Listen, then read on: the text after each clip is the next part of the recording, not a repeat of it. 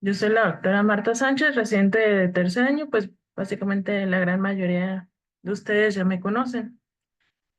El tema que nos toca dar hoy es facomulsificación paso a paso. Después de todos los antecedentes que vimos con nuestros compañeros, vamos ahora sí, a ver propiamente paso por paso cómo se está empleando esta técnica quirúrgica con sus diferentes variantes como tal. Empezar a grandes rasgos, que se los vamos a ir desglosando un poco a poco, vamos a ver qué son los pasos a seguir. Al momento de que uno termina o al momento antes de empezar, que se pone a repasar un poco sobre este tipo de técnicas, vamos a ver qué es lo que debemos de ir haciendo poco a poco. Desde incisiones, capsulorhexis, la hidrodisección e hidrodelaminación, rotar el núcleo, irrigación, aspiración, el implante y pues la hidratación de heridas a grandes rasgos que vamos a ir viéndolo. En general, podemos hablar un poco de lo que es la anestesia. Grandes rasgos puede utilizarse local, general. Eso depende un tanto, pues, del cirujano que va a realizar el procedimiento, tanto del anestesiólogo, por decir que está a cargo. Hay quienes se identifican solamente con una anestesia, una sedación, hay quienes solamente lo hacen con anestesia tópica, pues ahora sí, o hay quienes utilizan de las dos. Hablando de lo que es la anestesia local, podemos encontrar lo que es el bloqueo retrovulvar, la anestesia tópica, que básicamente son pues las gotas que conocemos, con o sin lidocaína intracameral, el bloqueo perivulvar o la anestesia subtenon o intracameral y pues en general lo que es la sedación y la anestesia general. Por lo general, lo que describía lo que es la literatura es el bloqueo retrovulvar no se recomienda tanto o menos en manos inexpertas por las complicaciones que ahí mismo se está describiendo, lo que es una hemorragia retrovulvar, una lesión del nervio óptico o una inyección intrameningia que podría causar una parálisis y una muerte del mismo paciente. Bueno, siempre, tanto nosotros, o sea, alguien que esté de apoyo con nosotros, hay que tener la debida preparación. Una recomendación muy personal y creo que muchas veces más cuando uno está en jornada o pues del día a día, tener el hábito de marcar o siempre saber y rectificar varias veces cuál es el ojo que se va a estar operando. La propia dilatación de la pupila, asepsia, antisepsia, colocar los campos y pues colocar el blefarostato a grandes rasgos. Bueno, ya propiamente entrando dentro de las técnicas, tenemos al paciente ya listo, preparado y todo. Vamos a empezar con lo que es las incisiones. Una de las situaciones aquí con las incisiones que aunque son algo relativamente sencillo, las incisiones más allá de solamente, ahora sí, meter cuchillete y hacer como tal la herida, hay que pensar un poco más allá de eso, porque simplemente con una incisión podemos aumentar o disminuir el astigmatismo corneal de este tipo de pacientes. Bien, entre más lejos esté del el eje óptico, pues más, menos el astigmatismo que nosotros mismos o el cirujano a cargo va a estar induciendo. Y pues en ese caso, los pacientes, por ejemplo, pensando en colocar un lente multifocal, si se entra por el meridiano más curvo, este se va a estar aplanando, disminuyendo el mismo astigmatismo del paciente. Como tal, ahí viene en este libro que encontré diversas situaciones que nos puede estar relacionando, que es con el astigmatismo que nosotros vamos a inducir o eh, como tal que puede estar relacionado con el paciente. Podemos saber desde la forma, tamaño y distancia del eje visual, el uso sí o no de las suturas y pues la posición, localización, morfología, profundidad y si hay necesidad de cauterizar. Vamos a hablar básicamente de tres conceptos claves para entender un poquito mejor este tipo de situaciones. Hablamos en general lo que es el limbo, que nos está diciendo dónde es donde nosotros vamos a estar como tal haciendo las incisiones. El limbo, ahora sí, a grandes rasgos de manera más visual y anatómica, es la zona azul grisácea, más o menos 1,2 milímetros entre córnea y esclera. Viendo eso, ahí no tenemos pierde. Fenómeno de barrera. Todo lo que está antes de esta zona del limbo, básicamente dice, no afecta para nada lo que es la córnea y todo lo que encontramos después a nivel posterior al limbo, ya más a nivel de la córnea clara, ya va a estar afectando como tal lo que hablamos previamente del astigmatismo. Y pues finalmente tenemos a la par el fenómeno de válvula y bisagra, que nos está diciendo pues que las incisiones tienen como una especie de margen de seguridad y pues el fenómeno de bisagra que nos está diciendo que una incisión entre más perpendicular va a ser más hermética. Entonces lo ideal es que sea una herida perpendicular para que sea autosellante como tal. Realmente dice que es una incisión un tanto corta y no tanto perpendicular, estamos hablando de 1 a 2 milímetros para que se haga un abre fácil.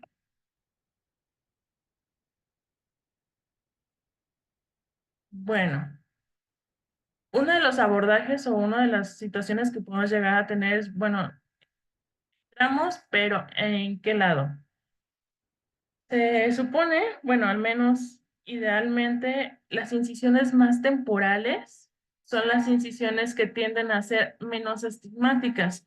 Puede ser como tal temporal, superatemporal o superonasal, que son las de 9 a 11, que son las que, como dicen, inducen menos el astigmatismo que como te las realizas en el periodo de las 12. Aquí encontré esta situación bastante interesante que dice realmente según el ancho de tu incisión, cuánto debe ser la longitud para no estar provocando, o la idea es que en dado caso el cirujano provocó un astigmatismo de aproximadamente 0,25, que realmente suena un tanto complicado muchas veces.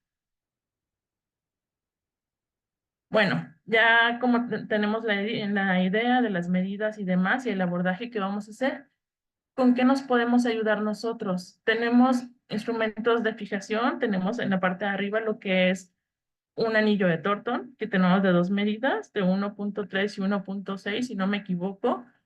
Y idealmente suelen utilizar el de 1,3 y abajo pues tenemos pinzas de barracar.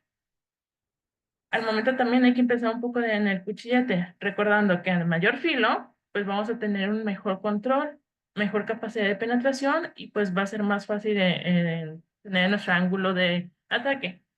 En alguna situación yo creo que con algún instrumento o algo hemos tenido una pinza, una tijera o algo que no tiene casi corte, entonces nosotros vamos a estar batallando, batallando y batallando. Y si estamos pensando que tratamos de que es un instrumento de que entre en un solo plano o en diferentes planos, pero que sea lo más preciso posible, pues esa es una situación bastante importante. En el peor de los casos, no tengo ninguna de estas situaciones, pues tenemos a la mano tanto quirófano como en jornadas un hisopo para que nos esté ayudando, porque si le han intentado en algún momento hacer lo que es la incisión sin ningún instrumento de fijación, es bastante complicado porque pues el ojo tiende a moverse mucho. Bueno, vamos a hablar de como tal incisiones en córnea transparente, porque pues si tenemos otro tipo de cirugía de cataratas, podemos tener otro tipo de incisiones. Entonces, lo volvemos a lo mismo que estamos hablando. Vamos a iniciar por dentro del limbo con un pequeño túnel corto de aproximadamente 1 a 2 milímetros. ¿Qué pasa si tenemos una herida muy corta o una herida muy larga? Si tenemos una herida muy corta, tenemos el riesgo que nos esté prolapsando el iris, que no sea una herida como tal autosellante o no nos esté formando la cámara. O al contrario, si tenemos una herida muy larga, pues vamos a hacer estrías corneales, la salida del líquido o un daño al endotelio como tal. Entonces ahí es como un tanto la complicación más al inicio cuando estamos haciendo qué tan profunda o qué tan larga estamos haciendo nuestras incisiones para poder entrar a cámara anterior. También pues vamos a ver conociendo un poco los tipos de cuchilletes para hacer tanto las incisiones principales como las incisiones accesorias. Si vemos para la paracentesis o la incisión accesoria, tenemos por lo general lo que es un cuchillete de 15 con angulación como tal de 15 grados, que regularmente a veces nos ponen con un ancho de 1,6. Lo ideal es que sea de 1,0 milímetros con un largo de 11. Esto haciendo un poquito de énfasis porque hacia el momento de hacer la paracentesis, si tenemos el ancho de 1,6, el cuchillete no debe entrar en su totalidad, como es, como dice tal, un ancho bastante grande.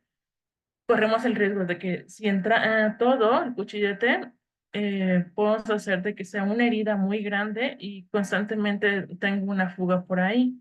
Entonces, si tenemos el de 1,0, excelente, pero si no, tenemos el regular de 1,6, hay que pensar, hay que entrar el 60% o 2/3 partes de lo que es este tipo de cuchillete. Y pues el otro que es el de la incisión principal, que es el de 3. Bueno, para hablar como tal de la incisión accesoria un poquito, recordemos que este tipo de incisión vamos a hacerla como tal en un solo paso, en un solo corte, porque ya posteriormente que hablemos de las incisiones principales, hay quienes los hacen en uno, dos o tres pasos. Bueno, entonces este es 45 grados y entrando por decir de lleno a lo que es hacer la incisión, que si vemos en la imagen de la derecha, pues más o menos la ideal es que así quedaran nuestras incisiones. Entonces, volvemos a lo mismo, no es completa, juega por cuchillete, hay que revisar las medidas del cuchillete que tenemos ahí nosotros en la mano.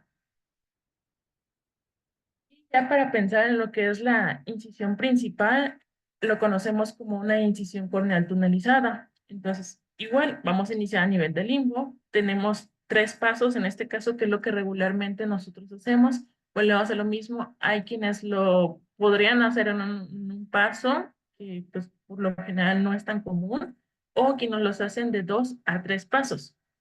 Si nos vamos hablando entonces a los tres pasos, empezamos con una pequeña preincisión, una tunelización y una incisión interna, que esta es como la más importante de todos porque es lo que nos va a dar la resistencia y que en este caso nos va a dar el efecto de válvula, que es la hermeticidad de la misma herida. Bueno, hace lo mismo, si la incisión va a ser de más de un paso, debe ser perpendicular a la esclera o a la córnea. Lo mismo, más trayecto intraestromal, un poquito más largo a este nivel, nos da mayor hermeticidad, pero hay que siempre recordar los pros y los contras, de si muy largo o si muy corto.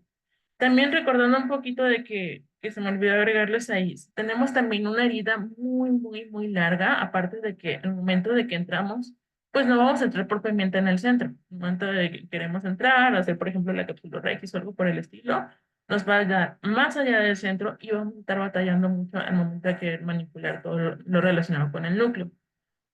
O en otros casos, que puede pasar que si es una herida muy grande, podemos ahí que el manguito o el mismo, ¿cómo se llama? La misma punta del faco se puede llegar a atorar y nos puede dar una quemadura.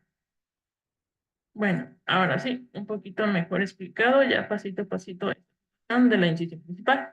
Entonces, volvemos a lo que es la situación, fijar el globo, con lo que tengamos, pinzas, anillo, hisopo, lo que tengamos en la zona abierta temporal. Vamos a hablar un poquito ahorita en cuanto a lo que es las angulaciones, de a cuántos grados vamos a hacer la herida y demás, un poquito más adelante, simplemente aquí lo estamos abarcando desde un ámbito pues temporal, que es lo ideal. El cuchete pues nos va a estar primero empezando sobre el epitelio, aquí pues tiene también mucho que ver cómo inicia el epitelio del paciente, recordando que en la valoración previa de los pacientes siempre hay que estar viendo cómo se encuentra el tiempo de ruptura, cómo está el epitelio corneal, porque si no en este paso podemos llegar a batallar un poquito. Entonces, entrando una vez sobre el epitelio, por delante del limbo, como tal, muy precisamente nos decía que es una preincisión de 600 micras. Posteriormente angulamos y el cuchillete baja aproximadamente unos 2 milímetros o un 2/3 del espesor de la preincisión hasta llegar a la décimen. Una vez llegadas a la décimen, retomamos y entramos de plano a lo que es la cámara anterior. Recordando que son en 3 pasos, que es lo que frecuentemente nosotros pues tenemos acostumbrados en nuestra escuela.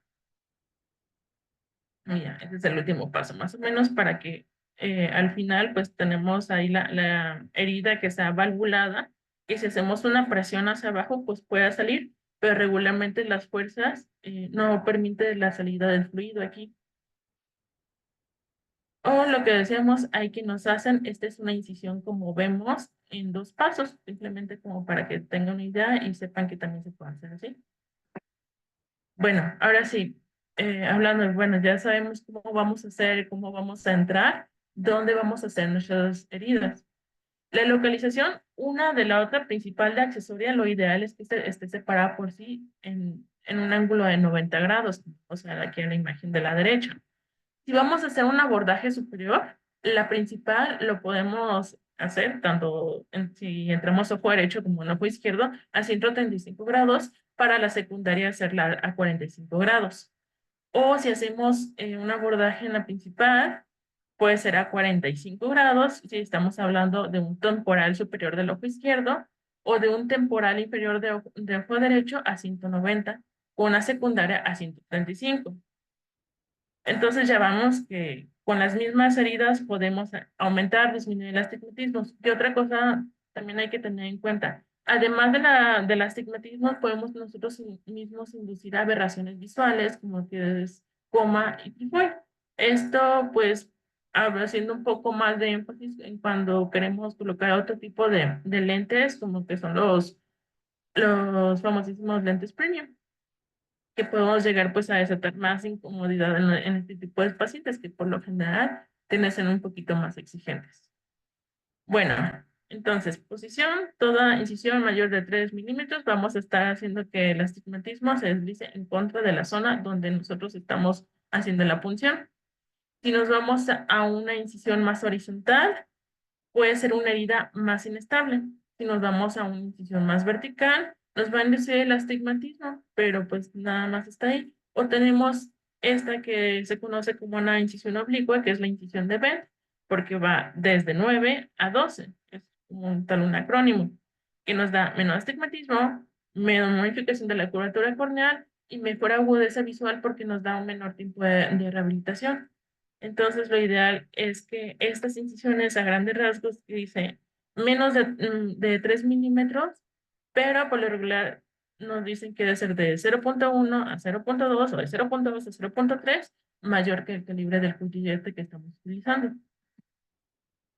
Bueno, ya tenemos nuestras incisiones y demás. Vamos a hablar lo que es este tipo del siguiente paso, que es la cápsula Rexis, que si vemos realmente a grandes rasgos, esta no fue ni la primera creada, pero actualmente es la más utilizada. Este tipo de cápsula Rexis fue ganando pues fama, lo que es a principios de los 80, que son la técnica de Faco, que fue ganando pues su boom y básicamente es una rasgadura de 360 grados de manera uniforme, curvilínea y sin perder la continuidad. Aunque, bueno, es lo mismo, tenemos este tipo que es la más actual. Tenemos antecedentes de otros tipos de capsulorhexis, como a lo mejor todavía algunos tipos de cirujanos lo realizan, lo que es en árbol de la vida, o la capsulorhexis como si fueran abrelatas. Bueno, ¿cuál es la ventaja en general de las capsulorhexis o de este tipo?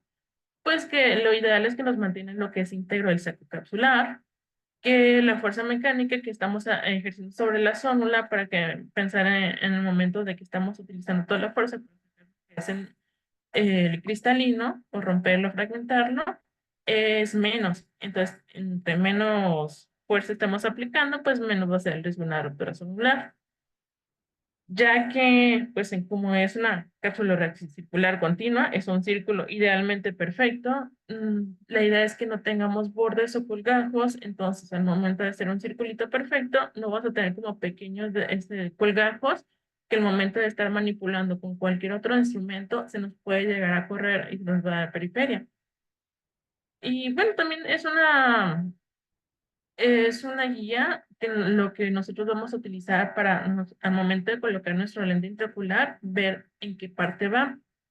Y pues en dado caso encontremos una rotura de cápsula posterior, lo que es el anillo de cápsula anterior, pues nos da un apoyo como tal para utilizar otro tipo de lentes y con su ubicación en el subciliar. Y bueno, y finalmente lo que es nos ayuda, dijimos, es un sitio seguro para estar manteniendo nuestro espacio de trabajo como tal que estamos realizando, lejos del interior y pues lejos de la cápsula posterior. Bueno, antes de pensar un poquito en realizar y pensar cómo hacer la técnica, vamos a hablar sobre el uso de colorantes, porque si se han puesto o se han metido a tratar de localizar cápsula anterior sin teñir, puede ser un poquito complicado. ¿Qué tinciones podemos llegar a utilizar o requerir? Tenemos pues la más conocida que tenemos, que es el azultripan de 0,5 a 0,1%, el verde indiosanina de 0,5, que realmente se puede llegar a utilizar, la fluoresceína al 2% o la violeta de genciana al 0,01%. Aquí nada más como un pequeño paréntesis o asterisco, aunque realmente el azultripan es el más utilizado de todos, siempre hay que tener precaución si en dado caso se llega a utilizar sobre niños o mujeres embarazadas porque tiene un potencial efecto teratogénico visto en animales, pero pues de todos modos uno no quiere correr el riesgo. Ahora sí, ya tenemos propiamente lo que es todas nuestras funciones y demás. Vamos a ver cómo está la técnica. De la técnica estamos hablando que podemos utilizar pues diferentes instrumentos como una trata o una aguja que es nuestro famosísimo cistitomo. Si vamos a utilizar una aguja que sea de 27 a 30, va a estar nublada con una angulación de entre 80 a 90 grados con la pinza, que es como la que tenemos aquí en la parte derecha. Bueno, antes como tal de pensar y hacer la capsulorhexis y demás, hay que tener ciertas consideraciones eh, previo a este paso. Siempre hay que tener una cámara anterior profunda, llenarla con suficiente de viscoelástico, porque si no, si nos va a aplanar y va a ser sumamente complicado y va a ser más, porque ahorita le vamos a hablar de otras situaciones por la que conviene también tener nuestra cámara aparte deformada con bastante viscoelástico, bueno, lo suficiente, la verdad. Y pues bueno, lo que es la cámara anterior, está haciendo el mismo viscoelástico, está aplanando el cristalino y está evitando que el mismo desgarro de la cruzolorexis nos vaya yendo a la periferia. Tenemos básicamente dos tipos de viscoelásticos, que estamos hablando del cohesivo y el dispersivo, que esto es como tal, lo que nosotros vamos a estar un poquito más familiarizados, porque son los que nosotros tenemos al instituto o los que podemos llegar a encontrar en jornada. A grandes rasgos, el cohesivo se conoce o se puede identificar porque es el que tiene mayor peso molecular. Entonces, como es más pesado, tiene un comportamiento de bloque. Es más viscoso, tienden o lo particular de este tipo de viscoelásticos es que forman cámara con lo mismo. Son bloques fáciles de respirar y nos da una buena visibilidad porque, porque es como más espeso, más denso. Y pues tenemos el dispersivo, que son de cadena corta, de mayor adherencia al tejido, como tal, no se pegan como tal así, se nos van a pegar a los tejidos que están rodeándolos. Es una viscosidad más baja y esos son buenos para lo que es recubrir el endotelio. Como se están pegando tan fácil o tan fácil a lo que son los tejidos subyacentes, estos van a ser de difícil aspiración, por lo que hay que tener mucho cuidado porque nos pueden tanto distender mucho lo que es el saco capsular como nos pueden dar picos hipertensivos. Ya hablando un poquito más de eso, me voy a regresar un poquito porque estamos hablando. Antes, una de las técnicas que se puede utilizar para lo que es realizar la capsulorhexis en general, antes de multiplicar y dividir y demás el núcleo, tenemos una técnica muy conocida que se llama la técnica de Sopchan, que básicamente va a ser como dice, un escudo que nos está recubriendo. Si vemos primero, se los puse ahí, dispersivo, como ya hemos hablado, lo que es el recubrimiento y la protección del endotelio, que va primero, y posteriormente agregamos el viscoelástico cohesivo, que recordando, vamos a crear y mantener espacios, va a ser una fácil aspiración. Ya tenemos aquí. Entonces, básicamente es lo que vamos a hacer. Primero, inyectamos lo que es el dispersivo, entramos, se va a estar llenando y posteriormente el cohesivo para que empuje lo que es el dispersivo hacia arriba y creen, pues, esta es la imagen que nos está dando. Bueno, ya que tenemos y hablamos un poco de esta técnica, seguimos lo que son los pasos de lo que es la capsulorhexis. Entonces, esto vamos a estar utilizando de manera convencional lo que es el azotripal, el 0.1. Siempre hay que recordar que pues hay que tener un poquito de pleito con lo que son las burbujas de aire y vamos a estar nosotros dictando de 0.1 a 0.2 mililitros de colorante con nuestro cánula de 27. Vamos a esperar alrededor de unos 20 a 30 segunditos, por lo general utilizamos unos 30 segundos y posteriormente lavamos y vamos a sustituir todo esto por viscoelástico. Ahora, una de las pocas o básicamente complicaciones que podemos llegar a encontrar es que en dado caso, si el paciente tiene una debilidad sonular o alguna situación, el mismo tinción, perdón, se nos puede llegar a vitrio y va a ser nuestra pérdida del reflejo rojo, que pues pudiera hacer que dificulte posteriormente los siguientes pasos, aunque dice por lo general es una técnica que por lo mismo es tan segura que no es común que pase esto. Bueno, ya que tenemos ahí preparado con nuestro azul, pintado la cápsula anterior y todo, ahora sí vamos a empezar con los pasos de la cápsula Rexis. Tenemos básicamente dos situaciones, lo que es cortar y rasgar. Básicamente cortamos lo que es el centro de la cápsula, nosotros podemos tener tanto la utrata, que si vemos ahí tienen ahí como sus pequeños dientitos, o tenemos nuestro cistotomo, que pues es la punta de la misma aguja. Funcionamos justamente en el centro y después subimos un poquito, empezamos a rasgar. Ahí realmente hay quienes dicen vámonos en sentido horario o vamos en sentido antihorario. La verdad es que como realmente a uno se le facilite y en algún punto pues se les llegue a aprender o a ser más fácil.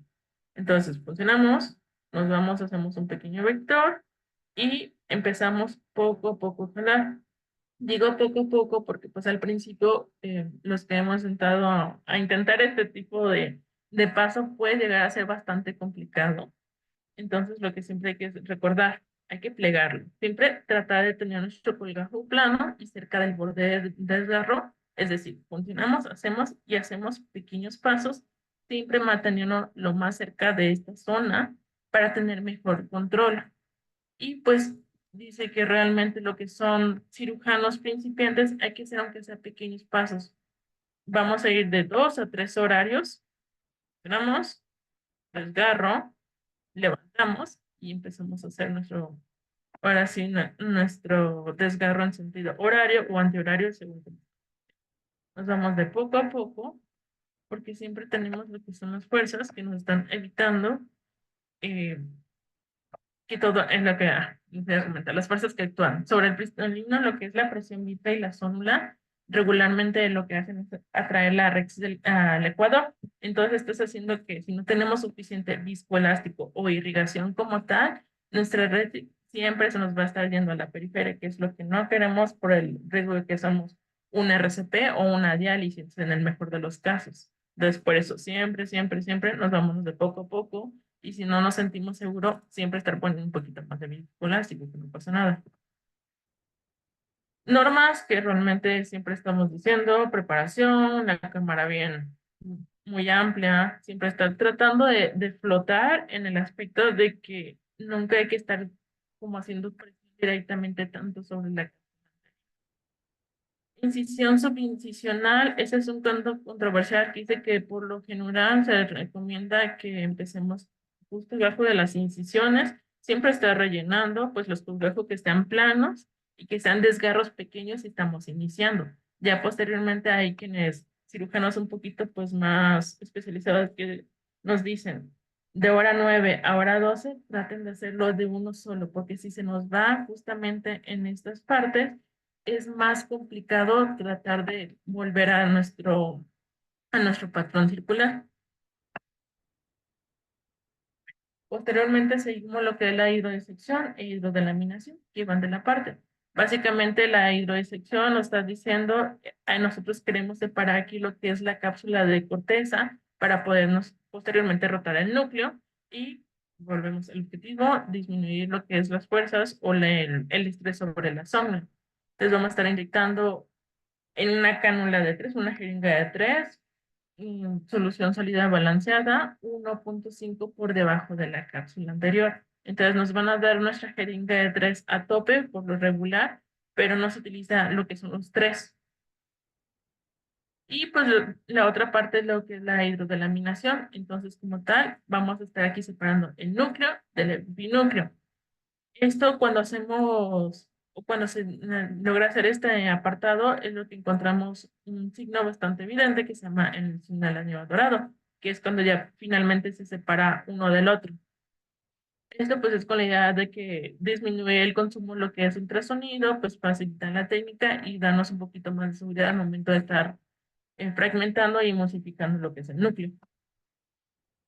Entonces, una vez que pues dijimos, si la parte anterior tenemos nuestra cámara a tope, hay que deprimir un poquito la incisión principal para que salga lo que es una parte de viscoelástico, no hay que tener aquí tan a tope. Y como tal, pues la hidrodisección, hay quienes dicen, hay que empezar en M6, otros podemos empezar de M11 a M1, o pues hay quienes dicen, pues vamos a hacerlas en diferentes partes, no solamente en una, que es que por lo general solemos empezar otro. La verdad es que comentando ahí con diferentes compañeros de ustedes, dicen, la verdad es que donde se les haga más fácil. Hay quienes empiezan en M6, hay quienes empiezan por acá, donde se les haga más fácil. Y lo más fácil, al principio lo más cómodo es hacerlos en diferentes zonas para que en el momento de que pues hagamos esa técnica que puede ser un poquito complicada, porque es decir, si no se llega a rotar el núcleo, vuelvo a repetirlo y pues aunque puede ser un momento en que si la catarata es bastante dura, el núcleo de plano no va a estar rotando. Y bueno, bueno, hace lo mismo, jeringa de 3, en realidad lo que ponemos es 1.5, debajo de la incisión se mete lo que es la cánula para que el mismo líquido esté separando al momento de que está fluyendo por debajo, le está separando, separando. Procurar al momento de que estar inyectando, ¿no? Pues nuestra solución o el suero que sea una presión firme, suave, moderada, para que esté generando una presión lo que es suficiente y constante. Porque si no, si lo intentamos a veces con miedo, no se va a separar de todo. Y ya una vez que tengamos lo que es el signo, en esta parte que el signo de la oleada, vamos a decir, ya se separó lo que es la cápsula del núcleo. Y bueno, hace lo mismo. Ya que entramos a este epinúcleo, encontramos resistencia, seguimos inyectando hasta que aparezca lo que es el anillo dorado que nos está delimitando el núcleo en el epinúcleo para nuestra zona segura. Básicamente es lo mismo. Entramos debajo de la incisión de la cápsula rexis, colocamos lo que es el suero para que esté, en este caso, ya lo que es separando el núcleo en el epinúcleo. Y ese es el conocido anillo dorado que se le ha comentado. Pero más fácil, vamos a ver si corre video para, ahí está, para que tengan un poquito mejor la idea de cómo es esto. Entonces, ahí hacemos, vemos cómo está, no se alcanza a ver tanto ahí lo que es la rexis para entrar por debajo y pues básicamente ahí ya se pintó lo que es el anillo. ¿Qué complicaciones podemos llegar a tener aquí con este apartado? Bueno, que si encontramos que la cánula no está en buenas condiciones, que por ahí eh, tengo una pequeña imperfección, nosotros podemos llegar a romper lo que fue la cápsula Rexis, que hacemos una extensión de los desgarros de la cápsula anterior, tenemos una hiperpresión, perdón, de lo que es la cámara anterior cuando lo hacemos de manera como muy, muy agresiva, muy violenta. Siempre hay que recordar que si está entrando el líquido, nosotros hay que asegurarnos de que salga. Podemos luxar el núcleo de cámara anterior, que pues esto es lo menos feo, porque simplemente podemos llegar a bajarlo, o crear una hernia iridiana. Que la situación ahí con la hernia es que, pues, por ejemplo, cuando se está saliendo el iris por una de las incisiones o algo por el estilo, nos va a estar molestando el iris toda la cirugía porque se está saliendo, saliendo, saliendo. Y en otro caso es que también si llegamos a tocar el iris, al paciente le va a doler. Y si le va a doler, el paciente no nos va a estar colaborando con lo que ya son todo el resto de la cirugía. También, pues, otra de las complicaciones que podemos llegar a tener es una ruptura de la cápsula posterior. ¿Cuándo podemos llegar a sospechar este tipo de situaciones? Cuando al momento de nosotros de estar haciendo esta maniobra y lo que es el núcleo se nos está yendo, se nos está prolapsando de manera anterior, como habíamos visto anteriormente. El paciente, pues, empieza con un aumento de la amigrasis, pero lo más conocido, pues, lo más que podemos llegar a encontrar es lo que es el chasquido pupilar. Que,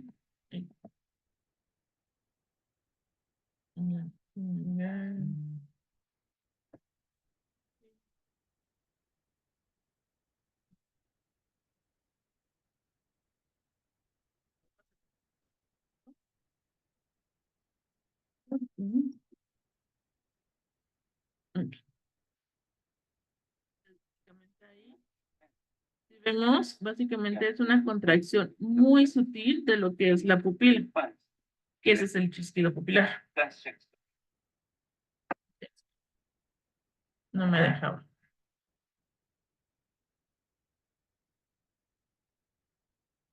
Ahora sí, seguimos.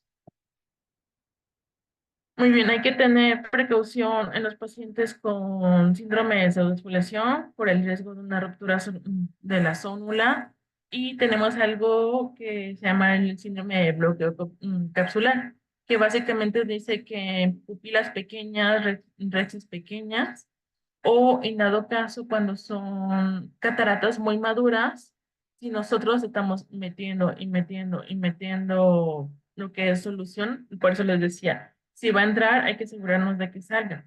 Si metemos demasiado líquido, el núcleo puede elevarse, puede llegar a tocar iris y puede hacer como una especie de bloqueo.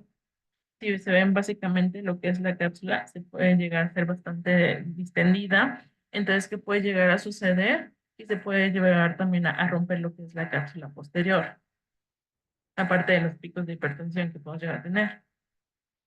Teniendo toda esta situación segura y viendo complicaciones y demás, vamos a seguir con lo que es la rotación del núcleo. Eh, pues en general lo que dice, no hay que forzar. Si no se rota el núcleo, regresamos al paso anterior, tratamos de volver a separar, pero tampoco nunca hay que estar forzando de más. Entonces no hay que emulsificar sin antes ver que está bien rotado lo que es el núcleo, que está rotando libremente dentro del saco. Por eso mismo,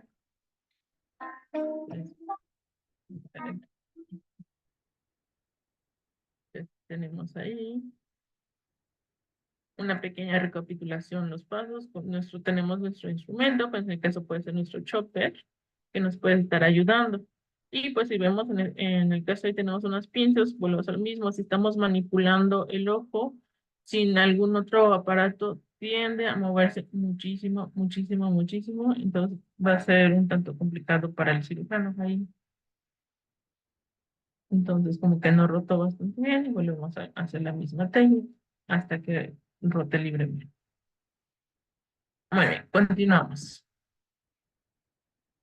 Recordando entonces pasos pasados, como sabemos que tenemos una hidrodisección eficaz, lo que tenemos nuestra oleada, desplazamiento del núcleo como el anterior, un bloqueo capsular de manera transitoria, porque si vemos que se está desplazando el núcleo de esa cámara anterior, hay que dejarlo, pero podemos regresarlo a su normalidad y ver que estén bien seguras las rexis y la aparición de las hendiduras, que es lo que es el anillo dorado, y siempre asegurarnos de que sale el suero que está atrapado en el cápsulo, en el saco capsular a través de la rexis. Ahora, propiamente para lo que es este siguiente paso, lo que es la emulsificación y facomulsificación, ya dieron en clase pasada cuáles son las diferentes técnicas. Me fui por esta porque es la que referían, que es como la más fácil de iniciar, que es la fractura del núcleo con divide y vencerás. Bueno, entonces aquí básicamente lo que vamos a hacer es esculpir lo que es el núcleo en una forma de cruz para posteriormente fracturar los cuatro cuadrantes. La situación aquí o el pero de este, como hemos visto anteriormente, este tipo de técnica lo que hace es que utiliza tanto mucho ultrasonido como mucha aspiración y vacío. Entonces, aquí como el contra que podemos llegar a tener. Un ultrasonido continuo alto para la formación del surco, modo pulsado, modo burst. Y básicamente después nos vamos a la formación de surcos un poquito más alto. Nos vamos ya cuando estamos hablando el modo de conquistar o a la aspiración de los núcleos. Bueno, tenemos ya como tal la técnica, lo que es la fractura. Vamos a estar manipulando los cuadrantes y multiplicarlos dentro del tanco capsular lo más lejos posible del endotelio. Después lo mismo. El riesgo es que utilicemos mayor energía, mayor tracción de la zónula y podemos llegar a dañar el borde de la rexis. Aquí básicamente los cuatro pasos que vamos a utilizar es el tallado del surco, la rotación en un ángulo de 90 grados para estar fracturándolo y va a ser un poco más sencillo lo que es la facomulsificación del mismo. Se lo recuerdo simplemente a grandes rasgos, aquí un poquito más detallado porque pues ya lo hemos visto. Entonces utilizamos lo que es la terminal de faco con irrigación. Entramos siempre lo que es en la posición 1, que eso lo hemos hablado. Aquí, pues le voy a hablar un poquito de situación aquí al momento de entrar con lo que es el faco como tal. Siempre hay que tener cuidado con lo que es la angulación con la que entramos. Si se recuerda, pues si tenemos nuestra herida ideal, nuestra herida de menos de 3 milímetros y demás, que esté de acuerdo en lo que es el faco, porque si el momento, no sé si les ha pasado, entramos 45, presionamos mucho, ¿qué hacemos? Presionamos, nos da miedo, entramos con miedo y demás, nos podemos llegar a llevar la descement y nos hacemos un desprendimiento de descement. Más adelante les tengo un poquito de fotos como para que les tengan un poquito más de claro. Entonces, entramos en posición 1. Siempre, bueno, aquí nos decían que idealmente hay que tener lo que es el bisel arriba. Y para estar manteniendo lo que es la profundidad, es que entramos con irrigación. Ya que estamos dentro, seguimos en posición 1, irrigado todo el tiempo, entramos con nuestro segundo instrumento, pues en este caso nuestro chopper de preferencia. Siempre hay que estar recordando cámara estable antes de entrar de lleno a la posición 3. Estos de aquí son parámetros que nos estaba recordando aquí, o nos estaba sugiriendo más que nada lo que es la cirugía de catarata. Si vemos aquí tenemos el vacío, el flujo y pues la potencia del fajo como tal. Bueno, ya que tenemos aquí, simplemente recordar, nunca hay que estar empujando así como que muy bruscamente lo que es la punta contra la catarata antes de utilizar la posición 3, que es lo que hemos dicho. Podemos llegar a la zónula y vamos al contrario de acercar y querer dividir y fracturar el núcleo, hacemos lo contrario, le estamos alejando más. Y dice, bueno, vamos a hacer el surco, pero ¿cuánto es lo que debemos de hacer de profundidad? Para esta situación simplemente hay que ver la aparición de la estructura en Y, que es más o menos como por aquí nos está dando. Es cuando podemos decir hasta ahí. Otra situación que podemos llegar a encontrar es que el surco sea un poco más plateado o que sean 2 a 3 diámetros de la punta del pan.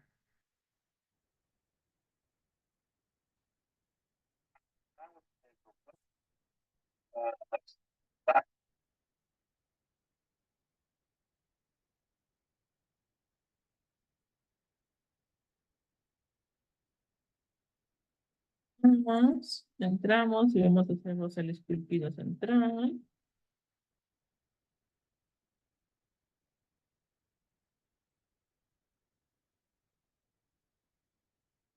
Me voy adelantando un poquito. Entonces, rotamos 90 grados y hacemos la otra parte del esculpido. Y vamos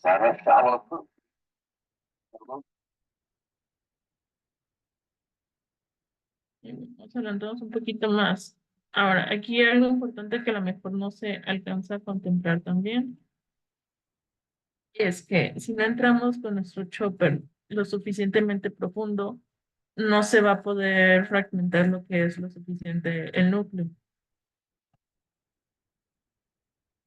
Bueno, ya como tal, para lo que es la multiplicación, vamos a cambiar los parámetros, mayor velocidad y mayor vacío. La idea es que siempre estemos trayendo lo que son nuestros fragmentos grandes para el momento de querer estar posteriormente aspirándolos. Entonces, como tal, colocamos el fragmento o la parte, el resto que tenemos, que es un fragmento grande, ya debido frente a la punta de faco, tapándolo todo el tiempo. Estamos en 2. Nos llevamos a nuestra zona segura, que es el centro de nuestra cápsula, que es donde hicimos la cápsula Rexy. Y después nos vamos de plano a 3 para ya poder multiplicar en los fragmentos. Y así nos vamos con todos los fragmentos grandes que tengamos. Ahora, ya finalmente nos vamos al último fragmento grande. Volvemos a lo mismo. Ponemos el instrumento 2, nos vamos a nuestra zona segura, pero siempre hay que tener por debajo de nosotros nuestro chopper. Nuestro chopper nos va a dar seguridad porque si en dado caso se nos llega a formar lo que es el famoso surge, lo que es la cápsula posterior no se llegue a romper, que es lo que puede llegar a utilizar ya con los últimos fragmentos más grandes. Ya casi para finalizar, tenemos, me voy un poquito más rápido, lo que es irrigación-aspiración. Pues el flujo es más importante que el vacío para modificar estos parámetros. Hay que recordar que dependiendo de nuestra bomba que vamos a tener, si tenemos una bomba Venturi o una bomba peristáltica, es que podemos llegar a modificar los parámetros. La importancia es que si es una bomba Venturi, hay que modificar el vacío solamente porque lo que es el flujo se modifica en automático. Y si tenemos una bomba peristáltica, hay que modificar vacío y flujo. Y por lo general se recomienda que, pues, que la altura de la botella se nos vaya de 70 a 85 centímetros. Entonces ahí tenemos nuestros parámetros, bomba peristáltica y bomba Venturi. Por hacer lo mismo, una solamente le estamos modificando el vacío y otra es el flujo y el vacío. Y estas otras recomendaciones que podemos estar viendo lo que es, si estamos con masas, fibras, el pulido o como tal simplemente para lo que es aspirar el disco elástico. Ahora, quitamos como tal nuestra pieza de mano del saco y nos vamos a lo que es la IA. En la IA solamente vamos a tener dos posiciones, irrigación y el control de la bomba. Una vez que tenemos pues lo que es la irrigación activa, colocamos la punta hacia arriba, por debajo de la corteza, abajo de lo que es la cápsula anterior, empezamos a aspirar. Por eso nos llevamos el pedal hacia dos, bloqueamos los pequeños fragmentos, vamos a subir el vacío y nos vamos a llevar el resto a lo que es siempre en el centro de la cámara anterior. Recuerdo que es la zona que siempre vamos a estar con seguridad, lo que es el centro de nuestra cámara. Aquí es como la pequeña controversia que hay que aspirar primero, si los restos corticales o los fragmentos de la corteza. Donde leí es donde sea primeramente pues restos corticales y después nos vamos a los fragmentos. Aquí nada más como para que se tengan más o menos. Ahí tenemos los fragmentos, se ve bastante fácil, la verdad. Ahí se me hizo un tanto inseguro porque si se va, la idea es que empezamos como de la periferia y ir jalando los fragmentos hacia el centro, como si quisiéramos arrancarlos. Y pues esta parte la verdad es que a mí me dio bastante miedo lo que es ese besito de la cápsula posterior y más para nosotros, que el rato nos podemos llevar un bonito RCP. Pero bueno, ¿qué otras tres situaciones rápidamente vamos a ver que puedo llegar a tener? Pues tenemos los fragmentos grandes que vamos a tener, las fibras corticales o las masas subincisionales. Ahora, para fragmentos grandes, voy a hacer lo mismo. Nos vamos primero a posición uno, irrigación. Vamos a lo que es el orificio del ecuador y lo vamos a acercar un poquito a lo que es la masa cortical grande. Después ocluimos, es como si fuera la parte de la FACO. Volvemos a lo que es, atrapamos lo que es el fragmento con la punta del fajo, nos vamos a la zona segura y aquí expiramos. Y lo mismo, nos vamos de periferia, atrapamos, zona segura y nos vamos. Ahora, para fibras corticales, pues un poquito más complicados. Pues en este caso, pues la aspiración es básicamente imposible, como lo que es el mismo flujo, nos está dando la fuerza friccional para estar liberando lo que son los restos y lo que es la cápsula. Y lo que son las masas subdimensionales son las más complicadas. Esas son más difícil acceso. No sabemos, o aquí también igual la controversia, ¿las aspiramos primero o mejor aspiramos la aspiración de la corteza? Entonces nos vamos a girar lo que es el orificio de aspiración hacia la cápsula posterior, capturamos la masa y volvemos a girar como hacia arriba, lo cambiamos de lado antes de hacer el aspirado completo. Aquí considera por lo mismo que hay que irnos despacito, bajar el vacío y bajar el flujo, porque como es en la zona, por decir, de transición entre cápsula anterior, cápsula anterior, ahí tenemos otra bandera roja para decir, nos puede dar una RCP.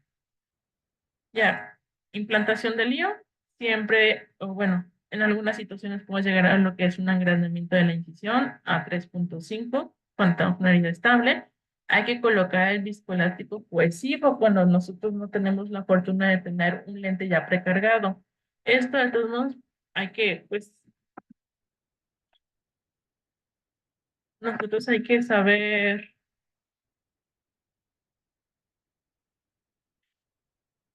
Hay que saber lo que es colocar nuestro lente en nuestro inyector. Bueno, las hormigas podemos estar en jornada, alguien nos haga este procedimiento, o nosotros podemos estar instrumentados, o hay cirujanos que prefieren ellos hacer este paso por sí solos.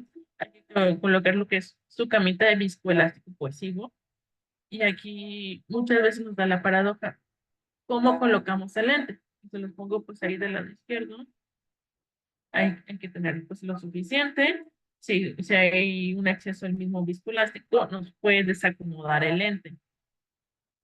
Sacamos nuestro lentecito, vamos a ir volviendo y fíjense ahí mismo cómo nos está diciendo que básicamente si el lente hace una S, esto nos está diciendo alto. Y bueno, en dado caso, en otra situación que tengamos otro tipo de lentes intraculares, como nosotros mismos estamos diciendo. Igual aquí la clave es como la S que puede llegar a utilizar lo que es el lente intraocular. Plegamos las ápticas. Hay que saber de que está bien colocado. Cerramos bien el cartucho. Hay quienes dicen al momento de cerrarse hace como un pequeño clic. Hay pues cartuchos que realmente no tienden a hacer este sonido. Y podemos poner un poquito más de viscoelástico.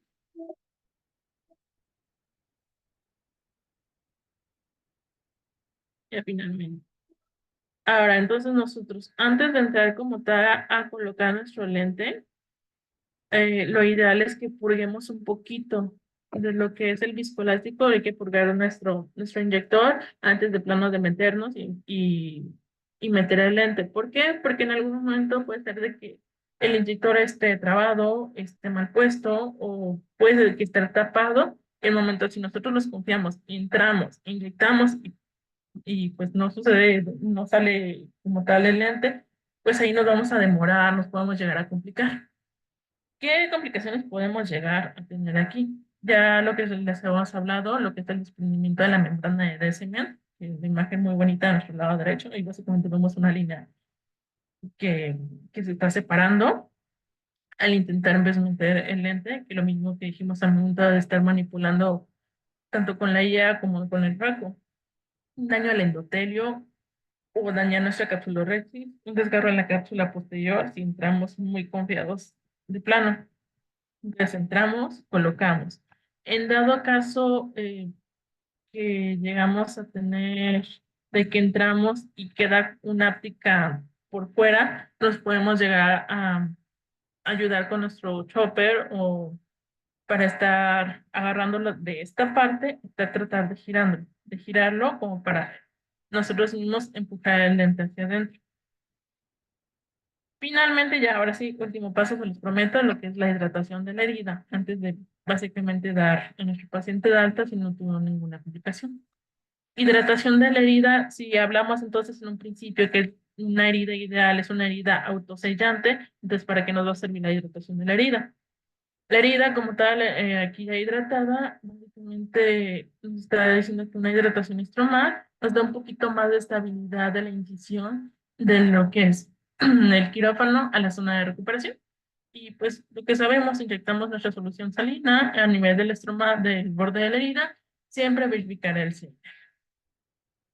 Pues básicamente hasta aquí terminaría. Digo, yo sé que es un tema muy grande, es una recopilación de todo. Eh, Hay quienes dicen que sí, hay quienes dicen que no. Aquí se les pone el colocar parche y pues ya dejar al paciente ir si no tuvimos ninguna situación. No sé si hasta aquí tuvieran alguna duda, pregunta, comentario, queja.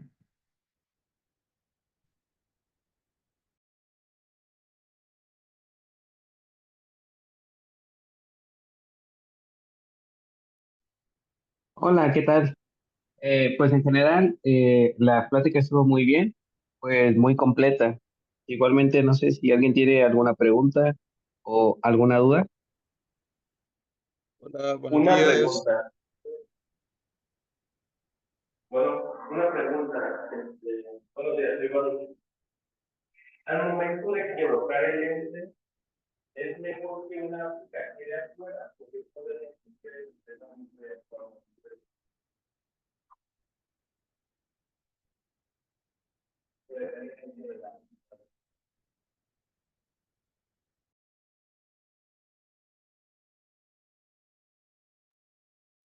Hola, casi no escuché bien la pregunta. Nada más lo que alcancé a escuchar de la áptica, si una áptica entraba primero y la otra después. Sí, perdón, es que tenía la bocina. Es mejor que todo el lente intraocular entre dentro del saco capsular al momento de ser inyectado, o sea, que las dos ápticas queden dentro y no tener que acomodar más que si acaso rotarlo, o que una áptica quede afuera para que no haya tanta tensión dentro del saco.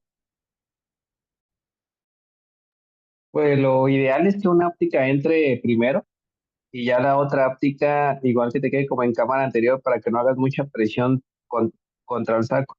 Porque una vez de que tú pones el viscoelástico sobre el saco, al implantar tu lente, creas como más presión positiva. Entonces esa presión positiva puede hacer que se desgarre lo que es la posterior. Entonces, idealmente una vez que inyectas, tú vas sacando. ¿Para qué? Para que no quede como una presión como más positiva y que no tengas como esa complicación. Gracias.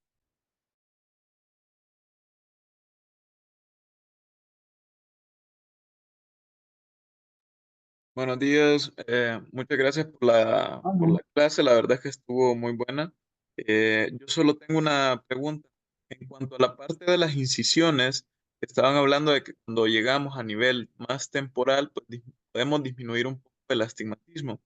Ahora, si tuviéramos un caso hipotético con una paciente que tuviera, por ejemplo, 2 de astigmatismo y estuviéramos tratando de disminuir esto a través de las incisiones, ¿vale la pena solamente intentarlo solo con las incisiones o si ya de plano a este momento, pues ya ni modo, tendríamos que estar implantando un lente tórico? O si podríamos hacer una combinación de estas y cómo proceder ahí.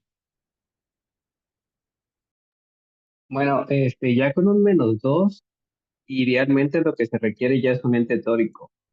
Los lentes tóricos se pueden implantar arriba de -0,75 o hasta -1,25, pero ya idealmente, ya con un -2, pues sí, ya es un tórico.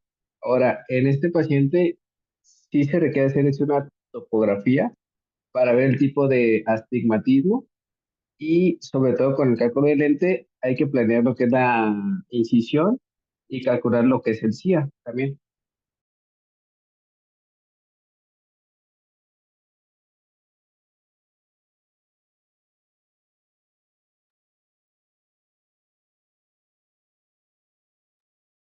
No sé si quedó clara la pregunta o... Sí, lo que quería saber era, por ejemplo, si tuviéramos ahí un paciente, por ejemplo, aquí me fui muy arriba con -2, pero por ejemplo, que estuviéramos ahí justo en el borde, -0,75 o digamos que -1, y estamos pensando que a través de una incisión podemos aplanar y podríamos mejorar un poco ese astigmatismo y obviamente planear la cirugía, ver dónde hacemos las incisiones. ¿Nos podríamos basar solamente en una incisión o podríamos ir pensando ya en un lente tórico? Y de ser así, como quien dice, si una va a complementar a la otra, es decir, a través de la incisión y el lente tórico, irnos completamente, es decir, calcular que con la incisión le voy a bajar 0,50 y el resto con el lente, etcétera. No sé si me voy a entender. Sí, por ejemplo, si eso es -0,75 y con la incisión aproximadamente lo que induces de astigmatismo es de -0,50 hasta -1,50. Ahí depende mucho como del cirujano. Hay quienes la incisión la hacen como más tunelizada y eso pues el astigmatismo crea o aumenta, y hay quienes la hacen como más corta. Eh, y realmente si haces una buena topografía, un buen cálculo, con la pura incisión, el -0,75 sí, o sea, sí se lo puedes quitar. Muchas gracias.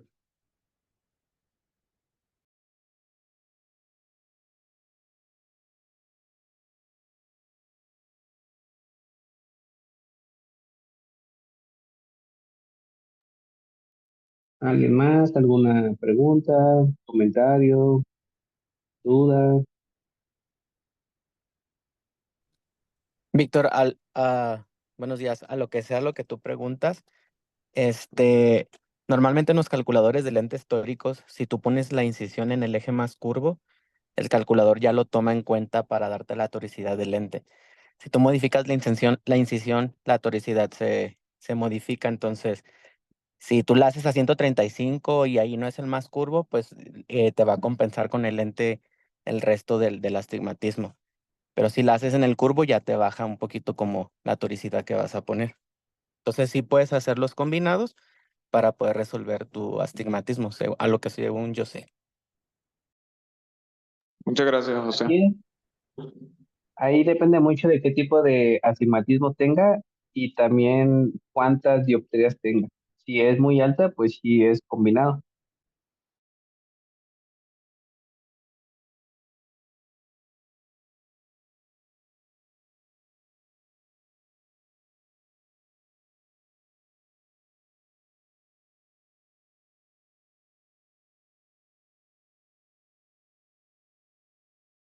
Mm, ¿Alguien más? ¿Alguna pregunta? ¿Algún comentario?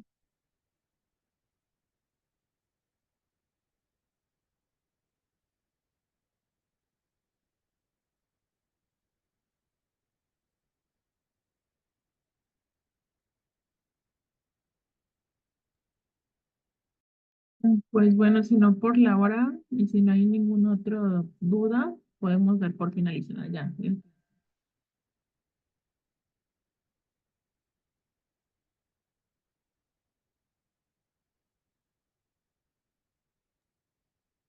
Bueno, pues eso es muy Gracias, bien Martita. todo. Muchas gracias. Buen día a Gracias. todos. Muchas gracias, Martita. Gracias, Marta.